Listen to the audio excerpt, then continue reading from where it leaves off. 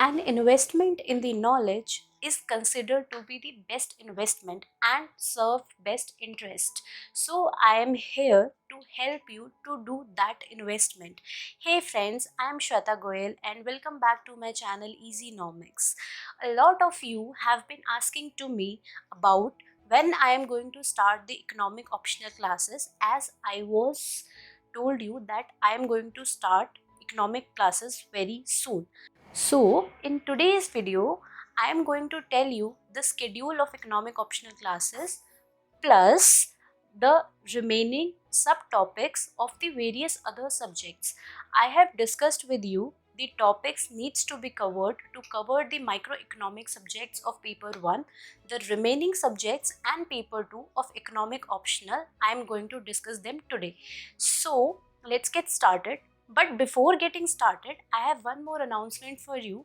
I have launched my Instagram handle also. You can go and follow me. By following me, you can get the meaning of one economic terms daily, as I'm going to post there.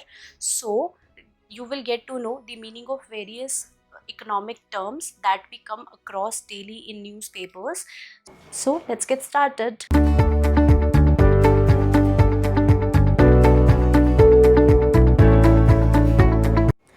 In paper 1, we have already discussed the listing of subtopics that we needs to cover for preparing economic optional. In our previous video, I'll share the link of that video in my description box. You can go and have a look. Now, after completing the microeconomics, our other subjects that comes in paper 1 is macroeconomics. Macroeconomics is one of the important topics in terms of weightage of marks after the microeconomics, so you cannot afford to ignore this. So let's see what is the important topic, what are the important topics that you need to cover under microeconomics. So first topic is classicals. Now what do you mean by classicals? Before Great Depression of 1930, the set of class of economists that were present were known as classicals. They have given their own theories like supply creates its own demands or labor market theory. They were dependent on input market basically, and they didn't introduce the concept of demand. So that were classicals.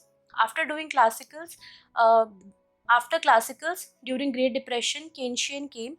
But in classicals, after Keynesian, like various improvement happened, and over classical, new classicals came. In this, we discuss about the price setting, wage setting relation, aggregate supply curve derivation, and after that monetary and fiscal policy.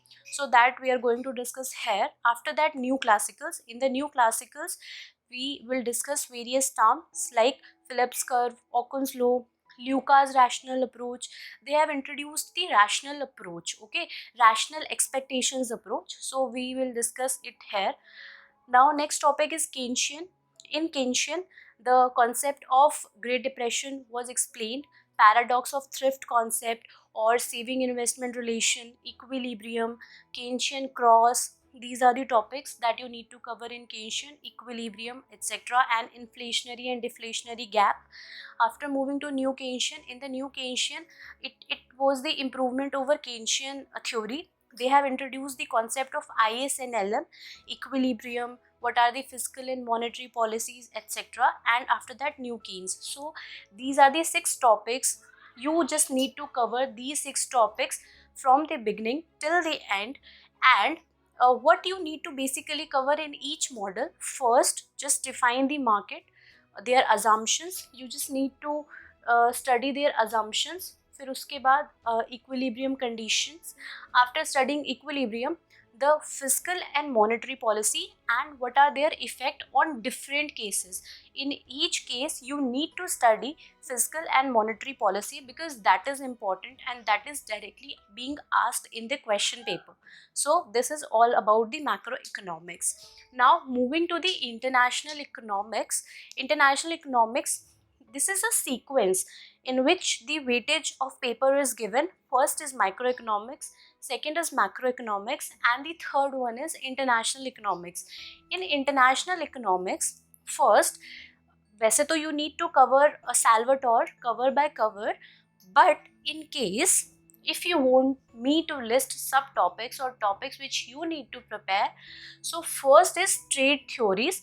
In trade theories, you need to cover old trade theories and new trade theories. Old theories, we have absolute advantage and mercantilism. So these were two theories that were present under old trade theories you need to cover. Now moving to new trade theories. In new trade theories, two theories we need to study. First is comparative advantage and the second is Heckscher-Ohlin. So these are the four trade theories that we need to study in the first part of international economics. The new theories, comparative advantages and Heckscher-Ohlin. Heckscher-Ohlin is one of the most important topic is in the international economics, because under Heckscher-Ohlin the concept of Ophir curve is will be introduced, and you can expect one for sure question from the Heckscher-Ohlin or from Ophir curve. In this, they also discuss factor equalization or various other theories. You need to cover this very well. Your basic understanding of topics should be very clear. Okay. After moving to trade theories, your next models is Lindahl's and Krugman model. You need to you need to study this for your intra and inter country trade models, intra and interstate trade models. Lindahl's and Krugman's will come there. After moving from this, uh, growth in factors due to growth in resources. Okay, these under this topic you have to study, like if your one of the factors of production will increase, then how this increase is going to affect your trade, your imports, your exports, and your total benefits. So this will be decided under this. So under this growth of factors, your one of the concept is emissarizing growth. This concept is also very important. They cover this almost every year. So emissarizing growth, in this you will study about uh, like what will happen if the if one country suppose is abundant in factor X and that increases, then how this is going to affect the international trade. So that comes here. After moving on strategic trade policies. Under strategic trade policy, you need to discuss various type of protectionism, various methods of protectionism. For example, export subsidy. For example, import tariff. For example, countervailing duties. For example, export dumping. So all these topics needs to be discussed here. Now strategic trade policies needs to be studied under two concepts. First, when the trading partner is a small country, and the second is when the trading partner is a large country. So all these cases need to be studied in both the case situation, when there is small country and when there is a large country. Okay. After moving to BOP, BOP means your balance of payment. First clear your basic doubt, like what is balance of payment, what is exchange rate, what is real exchange rate, what is nominal exchange rate. After doing this, here we need to study just two concepts. First, see, we have two things here. First is your price and second is your capital. Okay, so price can be fixed or can be flexible. Capital can be mobile or can be immobile.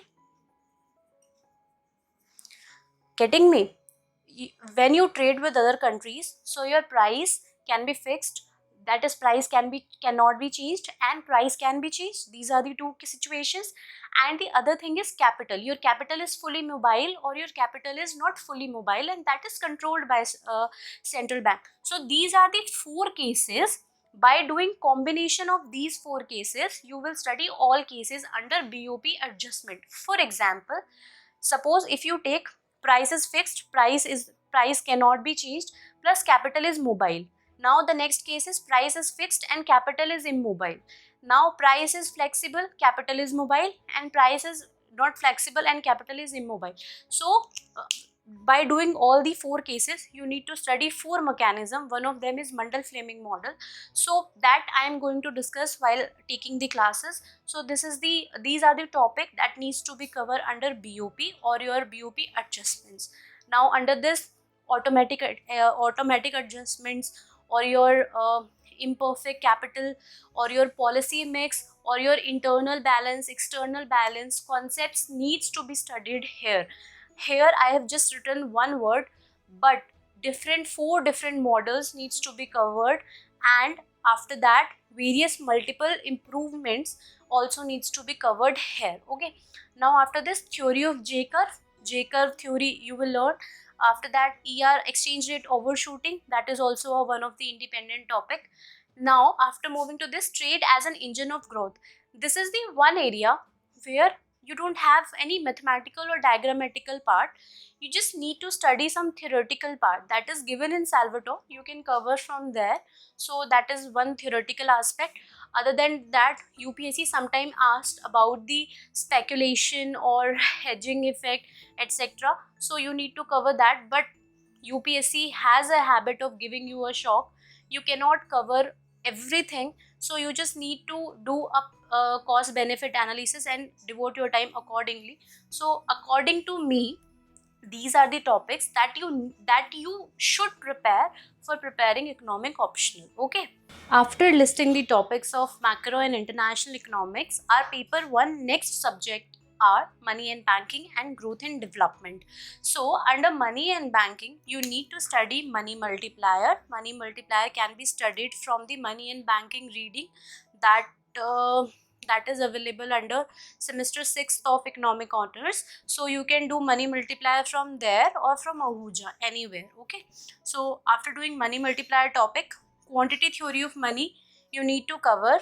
Under quantity theory of money, you need to specifically cover four theories that is given by Fisher, Pigou, Friedman and Cambridge. These four theories you need to cover for this paper, and under this, various theoretical part are also being asked. So you need to study what is the central bank, what are its function, how it contributes under economic growth, and what are its instruments, what is the role of repo rate, how flexible and how fixed and floating exchange rates are different, what are its impact on economy. So this one topic needs to be studied very widely, because various developments are going on in the economy due to corona pandemic. So this has also become more important. Plus monetary policy committee, various RBI speeches, governor speeches, you need to cover here. This is a this is a small subject, you can cover it in 2 to 3 days, but this you cannot afford to skip any topic from this. Okay, moving to growth and development. Growth and development is very important. They directly ask to explain models, but they directly don't say to explain Lewis model or Romer model. They just give you a statement that is given by these models, and you need to identify that model and then explain them. So our different models are Lewis, Romer, Solow, Harrod-Domer, endogenous growth model, balanced, and these are the 5 models you need to prepare. After that, one topic is balanced and unbalanced growth. Balanced and unbalanced growth, you just need to prepare a separate topic. All these topics you will get under ML Jhingan. So balanced unbalanced growth, role of agriculture on Indian economy and what are its developments, etc. Planning, our 12 5-year plans, how they are related. वैसे तो this is a topic of Indian economy paper 2, but still some technical part can be asked here, how these models help in planning or various technicalities, like Harrod-Domer model was a part of one of the 5-year plans. So they can ask like this, they can establish any link and they can ask directly. Human capital, like हमारा human capital index, health, education, etc. These sectors needs to be covered here. After that, R&D का development के साथ क्या relation है, agriculture का development के साथ क्या रिलेशन है, how human capital is related to development. This is the way you need to cover these topics. After that, Myrdal and Kuznets theories. So these are the basic subtopics. I have just told you the minimum topics. That is, these are the your necessities. These are the your necessary topics that you cannot ignore while preparing your economic optional. Various other things are also there that I'll tell you while teaching you the economic optional. So for the time being, these are the list if you are preparing for yourself. Now let's move to paper 2. One of the best part of paper 2 is that this is an open-ended paper and you can write your own view in this paper. So this actually checks your thinking capacity. One other benefit of this paper is that this is mostly related to your current affair part, so you can easily guess like what question will be asked in your coming exam. So this is the overview about paper 1, paper 2. So now let's see. In paper 2 we have two sections, that is pre 1947, pre independence, and after independence. In this we have subcategorization also, like till the economic reforms of 1991 and from 1991 till 2019 or present. Okay, so before 1947 Britishers were present, so we have very less limited set of topics that you need to prepare, and you can easily expect 2 to 3 questions directly asked from this paper. Around 20 questions you can directly expect 2 to 3 questions from here. So first is railway or infrastructure development, that was being promoted by the Britishers. Drain of wealth, that you will study in 3 parts, that is your financial drain, your commercial drain, etc. Commercialization of agriculture, land revenue policies, permanent land settlement or zamindari land settlement or like etc. Situation of agriculture and industry at the time of independence, basically situation of Indian economy at the time of independence. So these are the broad 5 topics that you need to prepare in the section of pre 1947. Now moving to after 1947, I am going to discuss the broad topics. Now after the broad topics, I'll also simultaneously discuss various subtopics that you need to prepare. Now under planning, you need to identify, you need to study first all of your 12 5-year plans. What were their implications, what were their status, their success rate, and the Niti Aayog. Recently we have introduced the Niti Aayog by replacing the Planning Commission of India. So what were its challenges and why we replaced it, and what are the positive things about your Niti Aayog, so etc. That can be discussed here. Now moving to agriculture. In agriculture, you have to study the status of agriculture from 1947 till present. For example, for green revolution, your land reforms, your evergreen revolution, what were the effects of economic reforms on agriculture, status of agriculture or share of agriculture in Indian economy or Indian GDP growth. Okay, what are the challenges of Indian agriculture and what are the policies introduced by government time to time to improve the condition of agriculture. Okay, so these are the topic.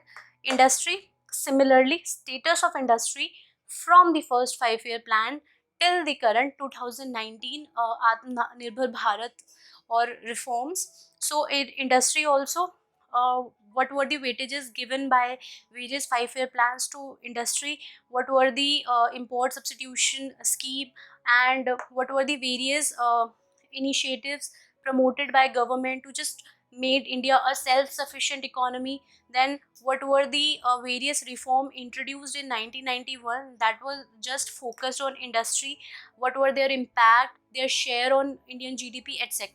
Similarly for services. Okay, now India is a service driven economy, so you need to study services in a little detail. Moving to World Trade Organization, your GATT, your TRIPS agreement, your TRIMS agreement, what were the agreement on agriculture, IPR, your intellectual property rights, that needs to be prepared under World Trade Organization. In services, oh sorry, in industry, one of the major topic is MSME, because various reform have been introduced under this during corona pandemic. So this is very important because this contributes in 40% of our export. So this sector is important. Now moving to poverty. In poverty, what were various committees introduced in from 1971 till present? What are our way of estimating poverty in India, and what are the data, that is how many poor are being lifted out of the poverty? What are the various schemes for reducing the poverty, and what are the current status? What were the success rate of various policies introduced by the government? So all needs to be prepared here. And what are the various views of different economists on different poverty lines and different poverty estimation methods? After that, inequality, income inequality, asset inequality, Lorentz curve, Gini coefficient, that needs to be studied here. Unemployment, what are the unemployment rate in India? That is currently reached to around 40% during the April June quarter, because of corona pandemic. So this is also important. And similarly, PM Rozgar scheme has been introduced. So these are some current topic, and that they are very important.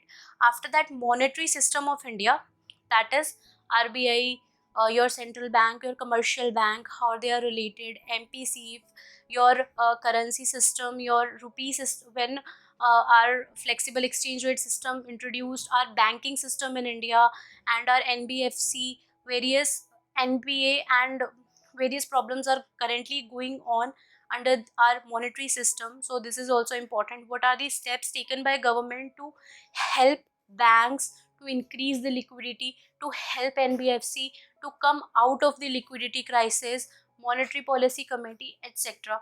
Now fiscal system, your FRBM, your finance commission, your fiscal consolidation, your fiscal performance. So these are the some basic topics that you need to study. Basically, you just link everything with the 1991 reforms and study its impact. This is the basic of paper 2. Okay, now coming to the most important part of the video, when I am going to take the economic optional classes.